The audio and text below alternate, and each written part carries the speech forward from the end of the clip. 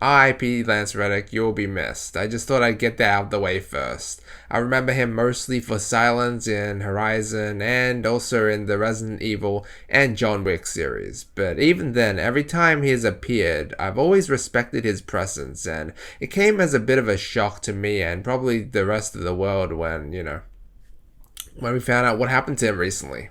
I do like how this film was like a tribute to him even before he had passed away. It was very sudden. It was like literally a few days or like a week before the new John Wick movie was going to be released. I'm not gonna say any more than that, but let's just say that this film ended up aging well. It was far more emotional. But besides that, this movie, it was still a movie with a lot of heart, as it was about family at its core, along with it being the best John Wick movie thus far, I think, and possibly even one of the best action movies ever made. A lot of people were saying how this was like the best John Wick movie so far, and were hyping it up so much on social media, like before it had officially released to the public, and I was just like, please don't do that. Man, I didn't believe them at first because of my history of being disappointed in the past when promised a lot. But I'm glad to say that that was definitely not the case with this one. So John Wick Chapter 4 follows on from the previous installment where John Wick is on the run and takes on his fight against the High Table globally as he faces friend and foe from across the world, with the price on his head continuously increasing. And I gotta say, it delivers as promised on paper. This movie was thrilling. The action sequences, most of them, were high intensity, carefully choreographed masterpieces. It was just badass, along with the music added as well, and they weren't lying. The kill count definitely felt way higher than any of the previous movies combined. It's like they took everything fans loved from the previous movies, made it bigger and better, and jam-packed it in nearly a 3-hour long marathon. And it was funny as well, which I kind of expected and I hoped it would be coming into it, because you can't have a movie that's just all serious all round, right? I mean, that's not even in the John Wick DNA to begin with. In this movie, a lot of things were humorous, and it was mostly either something someone said or some of the more creative action sequences. Which is great because you can really tell how much fun they had making this one. I had a lot of fun watching how John Wick and his allies defeated the enemies. Sometimes it would be funny without it even intending on being funny.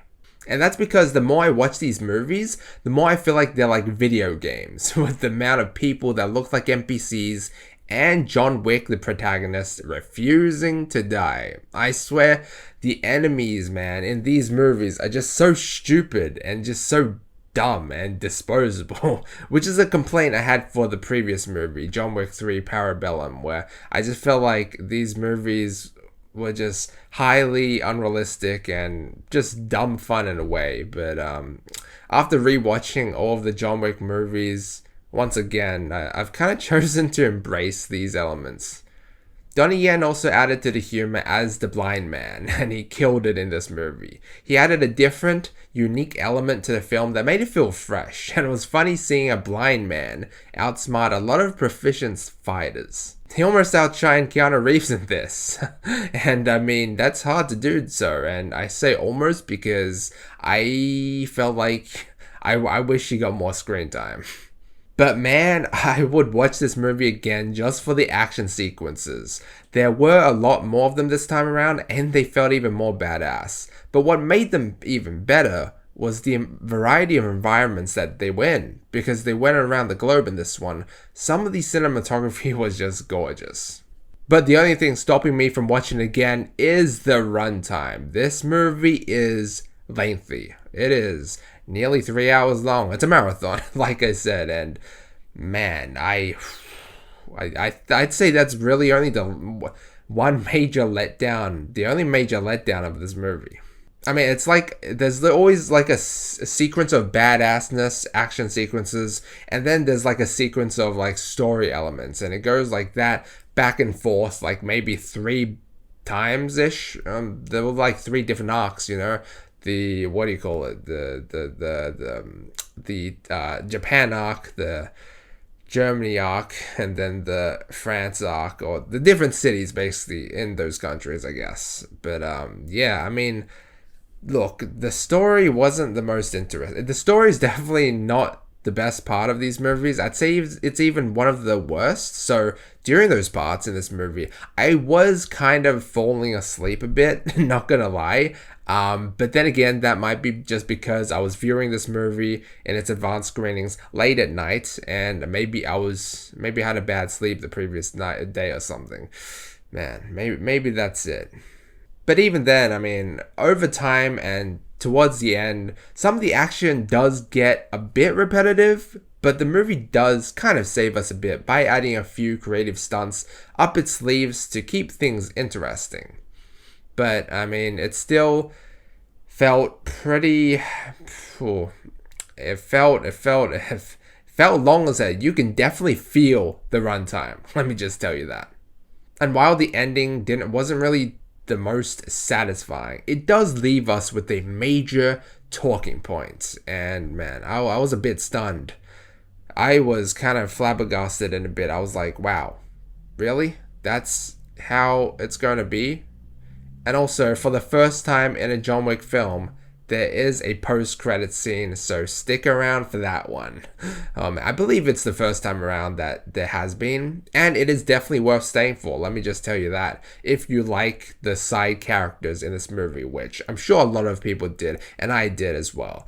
But yeah, stay around because I'm pretty sure around 80% of the people in my theater didn't. So, yeah. Ultimately, the fourth installment of John Wick provides us with everything the previous installments were good for. The action sequences were satisfying and badass, the cinematography was gorgeous, and to top that off, a lot of the new additional characters were very likable.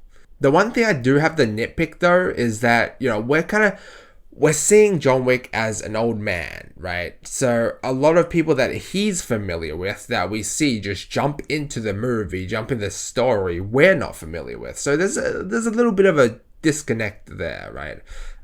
This was like one of the gripes I had with the previous movie as well, which I think I said in the previous review, or maybe not, but either way, it just feels like people enter, right? And they have a relation to John Wick, but we don't really see that, it feels like we're missing something. I heard there's a John Wick prequel in the works called The Continental. Hopefully that will maybe shed more light on John Wick's backstory, before his retirement, how he learned his moves, his training perhaps, or just more about The Continental and the world of John Wick. I'm going to give John Wick Chapter 4 an A-. Initially, I was thinking B+, but then I was like, I really like the tribute to Lance Reddick in this movie, and also the ending was like a major talking point. I didn't really expect it in a way. So, yeah, that's why, man. My first A-, my first A-grade movie of the year, I think. Maybe. No, I could be wrong on that one. But it's funny because in the year 2019, when the third movie came out, and when I first watched all of the movies before this one, I didn't think they were that good of movies. I just thought they were like B-tier movies. I even said that in my last review. I said these movies are just B-tier movies and nothing more, just because they're not really that original. The story was pretty generic, and it just felt like it had a lot of repetitive action, and just felt like an ordinary action movie, But upon rewatching them, I do like them more than I originally did, although I still kind of feel like they are kind of just a lot of bang bang boom boom bang, like just your average action movie. I still kind of feel like that is the case, but I still do believe that this movie, man, it does make me appreciate action films more, and it is definitely the best John Wick movie thus far. But yeah, the action, the choreographed stunts, and some of the action scenes in this were just a joy to watch, you know. It could have been better though. I still think the bar could have been raised higher, but I'm overall satisfied. And you know what? This, yep, still the best one. Before coming into this though, I was saying how John Wick, the first one, was the best compared to the rest of the two after that. And I still believe that is the case. But it's crazy how far we've come, you know, from the first John Wick though. I mean, the first John Wick it felt very personal. It felt like schoolyard shit in a way, you know, like very down to earth, like neighborhood stuff, right? And then we come to this one where John Wick is on the run from so many deadly assassins across the world, and it feels more flashy and just bigger. It's crazy how bigger it's become, and I am excited to see what the future holds for John Wick. I heard there's a 5th one in the makes. I don't know what direction that's gonna turn to. I do know I think there's like a spin-off called The Ballerina coming like this year or something like that. There's many stuff in the works, but I did hear that the 5th John Wick movie in this franchise is being on hold right now. And honestly, I don't even know how it's gonna go. Just based of how this movie ended. But I do know that there is definitely much more to explore in the world of John Wick. And this movie's post-credit scene kind of confirmed that. And I mean, just a lot of other things, you know, like The Continental, a prequel, you know, before even learning that there was going to be a prequel called The Continental. I heard it's confirmed or something. I did a lot of searching around before, but even before I knew that, I did also think to myself, there has to be a John Wick prequel. There has to be. Because even in the first movie, he looked like an old man who's been through a lot. And I really want to learn more about his past. And we don't get too much of that through these movies. But yeah, guys, that's it. Thanks so much for watching. Let me know what you think down below. Like and sub if you enjoyed. And as always, feel free to check out my previous videos. Until next time.